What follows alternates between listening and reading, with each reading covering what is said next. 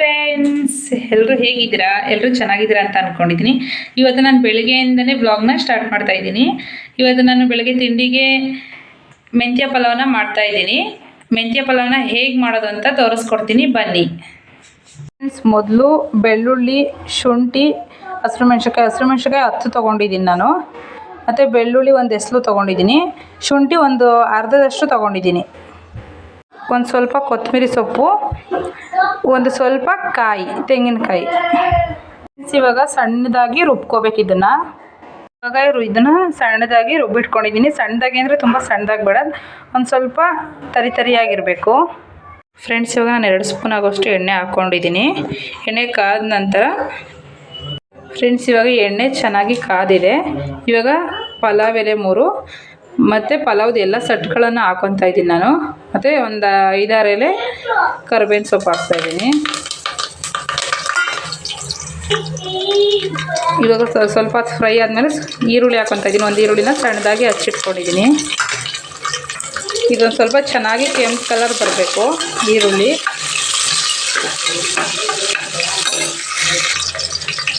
ಸ್ವಲ್ಪ ಕೆಂಪು ಕಲರ್ ಬಂದಿದೆ. ಇವಾಗ ಮೆಂತ್ಯ ಸೊಪ್ಪನ್ನ ಹಾಕ್ಕೊತಾ ಇದ್ದೀನಿ. ಒಂದು ಬಟ್ಲಷ್ಟು ತೊಗೊಂಡಿದ್ದೆ ನಾನು ಮೆಂತ್ಯ ಸೊಪ್ಪನ್ನ.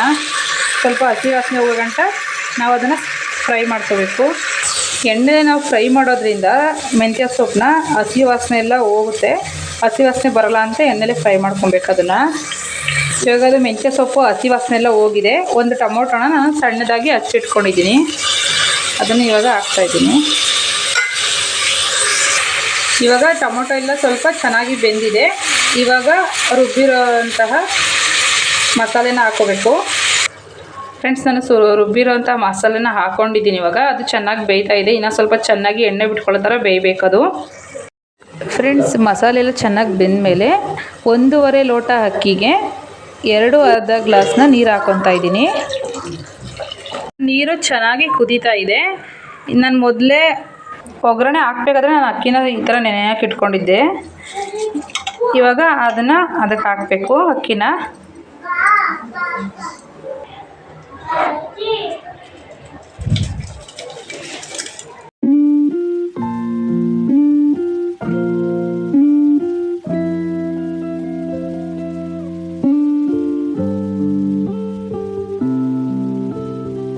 ಇವಾಗ ರುಚಿಗೆ ತಕ್ಕಷ್ಟು ಉಪ್ಪು ಹಾಕ್ತಾಯಿದ್ದೀನಿ.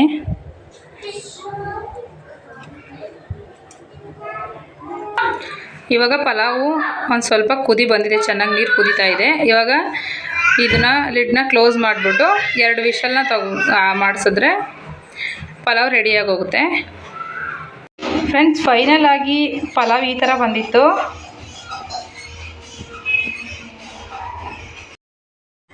ಮೆಂತ್ಯ ಪಲಾವ್ ರೆಸಿಪಿ ನಿಮಗೆ ಇಷ್ಟ ಆಗಿದರೆ ನೀವು ಒಂದ್ಸಲ ಮನೇಲಿ ಟ್ರೈ ಮಾಡಿ ನೋಡಿ. ತುಂಬಾ ಚೆನ್ನಾಗಿರುತ್ತೆ, ಸಿಂಪಲಾಗಿ ಮಾಡ್ಬೋದು. ನಾನು ಮತ್ತೆ ಬೆಳಗ್ಗೆ ತಿಂಡಿ ಮಾಡಿಬಿಟ್ಟು ಬ್ಲಾಗ್ನ ಕಂಟಿನ್ಯೂ ಮಾಡೋಕ್ಕಾಗಲಿಲ್ಲ. ಇವಾಗ ರಾತ್ರಿಗೆ ನಾನು ಸಾಂಬಾರು ಮಾಡ್ತಾಯಿದ್ದೀನಿ. ಇವತ್ತು ಈರುಳ್ಳಿ ಇಲ್ದಿರ ಟೊಮೊಟೊ ಸಾಂಬಾರನ್ನ ಮಾಡ್ತಾಯಿದ್ದೀನಿ, ಅಂದರೆ ಟೊಮೊಟೊ ರಸಮು ಅದ್ರ ಹೆಸರು. ತುಂಬ ಚೆನ್ನಾಗಿರುತ್ತೆ ಫ್ರೆಂಡ್ಸ್. ಈ ಥರ ಮಾಡ್ಕೊಂಡು ನೀವು ತಿಂದು ನೋಡಿ ಹೇಗೆ ಮಾಡೋದು ಈ ರೆಸಿಪಿನ ಅಂತ ತೋರಿಸ್ಕೊಡ್ತೀನಿ. ಫಸ್ಟು 2 ಟೊಮೊಟೊನ ನಾನು ಕಟ್ ಮಾಡಿ ಇಟ್ಕೊಂಡಿದ್ದೀನಿ. ಇದನ್ನು ಮಿಕ್ಸಿಲಿ ಸಣ್ಣದಾಗಿ ರುಬ್ಕೋಬೇಕು ಫಸ್ಟು. ಇವಾಗ ನಾನು ಇದನ್ನು ಟೊಮೊಟೊನ ಸಣ್ಣದಾಗಿ ರುಬ್ಬಿಟ್ಕೊಂಡಿದ್ದೀನಿ. ಇವಾಗ ಇದನ್ನು ಒಂದು ತಪ್ಪಲಿಲಿ ಹಾಕಿ ಬೇಯಿಸ್ಕೊಬೇಕು. ಹಾಗೆ ಹಸಿ ವಾಸನೆ ಹೋಗೋವರೆಗೂ ನೀರು ಹಾಕ್ಬಿಟ್ಟು ಸ್ವಲ್ಪ ಇದಕ್ಕೆ ಈ ಜಾರ್ಗೆ ಒಂದು ಸ್ವಲ್ಪ ಈ ಲೋಟದಲ್ಲಿ 3/4 ಗ್ಲಾಸ್ ಆಗುವಷ್ಟು ನಾನು ನೀರು ಹಾಕ್ಕೊತಾ ಇದ್ದೀನಿ. ನಿಮ್ಗೆ ಎಷ್ಟು ಅಳತೆಗೆ ಬೇಕು, ಜಾಸ್ತಿ ತೆಳ್ಳಗೂ ಇರಬಾರ್ದು, ಜಾಸ್ತಿ ಗಟ್ಟಿಗೂ ಇರಬಾರ್ದು, ಮೀಡಿಯಮಾಗಿ ಮಾಡ್ಕೋಬೇಕು ಇದನ್ನು. ಫ್ರೆಂಡ್ಸ್, ನಾವು ಇದಕ್ಕೆ ಎಷ್ಟು ನೀರು ಬೇಕು ಅಷ್ಟು ಹಾಕ್ಕೊಂಡಿದ್ದೀನಿ. ಒಂದು ಸ್ವಲ್ಪ 2 ಟೊಮೊಟೊಗೆ ಎಷ್ಟು ಅಳತೆಗೆ ನೀರು ಬೇಕು ಅಷ್ಟು ಹಾಕ್ಕೊಂಡಿದ್ದೀನಿ, 3/4 ಗ್ಲಾಸು. ಇವಾಗ ಒಂದು ಸ್ವಲ್ಪ ಅರಿಶಿನ ಹಾಕ್ಕೊತಾ ಇದ್ದೀನಿ. ಒಂದು ಚಿಕ್ಕ ಸ್ಪೂನಲ್ಲಿ 1 ಸ್ಪೂನ್ ಹಾಕ್ಕೊತಾ ಇದ್ದೀನಿ. ಫ್ರೆಂಡ್ಸ್, ಇವಾಗ ಇದು ಸ್ವಲ್ಪ ಚಿಲ್ಲಿ ಪೌಡ್ರ್ ಹಾಕ್ಕೊತಾ ಇದ್ದೀನಿ. ಚಿಲ್ಲಿ ಪೌಡ್ರ್ ಇದು. ನಿಮ್ಮ ಮನೇಲಿ ಯಾವುದು ಚಿಲ್ಲಿ ಪೌಡ್ರು ಅಂದರೆ ಖಾರದ ಪುಡಿ ಯಾವುದಿರುತ್ತೆ ಅದನ್ನು ಹಾಕ್ಕೊಂಡು ಮಾಡ್ಕೊಬೋದು. ಒಂದು ಸ್ಪೂನ್ ಆಗೋಷ್ಟು ಹಾಕ್ಕೊತಾ ಇದ್ದೀನಿ, ಖಾರ ಎಷ್ಟು ಬೇಕಷ್ಟು. ನಂತರ ಒಂದು ಸ್ವಲ್ಪ ರುಚಿಗೆ ತಕ್ಕಷ್ಟು ಉಪ್ಪು ಹಾಕ್ಕೋಬೇಕು ಇದಕ್ಕೆ. ರಸಮ್ ಒಂದು ಕಡೆ ಬೇಯ್ತಾ ಇದೆ, ಒಂದು ಕಡೆ ನಾವು ಒಗ್ಗರಣೆಗೆ ಇಟ್ಕೊಂಡಿದ್ದೀನಿ. 1 ಸ್ಪೂನ್ ಆಗೋಷ್ಟು ಎಣ್ಣೆ ಹಾಕ್ಕೊಂಡಿದ್ದೀನಿ. ಇದು ಎಣ್ಣೆ ಸ್ವಲ್ಪ ಕಾದ್ಮೇಲೆ ಇವಾಗ ಎಣ್ಣೆ ಕಾದಿದೆ. ಒಂದು ಅರ್ಧ ಸ್ಪೂನ್ ಆಗೋಷ್ಟು ಸಾಸಿವೆ ಹಾಕ್ಕೊತಾ ಇದ್ದೀನಿ. ನಂತರ ಕರಿಬೇವಿನ ಸೊಪ್ಪು ಹಾಕ್ಕೊತಾ ಇದ್ದೀನಿ, ಒಂದು 10 ಎಲೆ ಅಷ್ಟು. ಒಂದು ಚಿಕ್ಕ ಗೆಡ್ಡೆಯಷ್ಟು ಬೆಳ್ಳುಳ್ಳಿನ ನಾನು ಜಜ್ಜಿ ಇಟ್ಕೊಂಡಿದ್ದೆ, ಅದನ್ನು ಕೂಡ ನಾನು ಹಾಕ್ಕೊತಾ ಇದ್ದೀನಿ. ನಂತರ ಸ್ವಲ್ಪ ಒಂದು 3-4 ಒಣಗಿದ ಮೆಣಸಿನ್ಕಾಯಿ ಹಾಕ್ಕೊತಾ ಇದ್ದೀನಿ. ಇವಾಗ ಟೊಮೊಟೊ ರಸ ಕೂಡ ಬೇಯ್ತಾ ಇದೆ, ಚೆನ್ನಾಗಿ ಹಸಿ ಸ್ಮೆಲ್ ಹೋಗಿದೆ. ಇವಾಗ ಇದನ್ನು ಕೂಡ ಆಗಿದೆ, ಒಗ್ಗರಣೆ ಹಾಕಿರೋದು. ಇದನ್ನು ಇದರಲ್ಲಿ ಹಾಕಬೇಕು, ರಸಂ ಒಳಗಡೆ ಒಗ್ಗರಣೆ ಹಾಕಿರೋದನ್ನ. ಇವಾಗ ಫೈನಲ್ ಆಗಿ ಇದಕ್ಕೆ ಒಂದು ಸ್ವಲ್ಪ ಮೇಲೆ ಕೊತ್ತಂಬರಿ ಸೊಪ್ಪನ್ನ ಹಾಕ್ಕೊತಾ ಇದ್ದೀನಿ.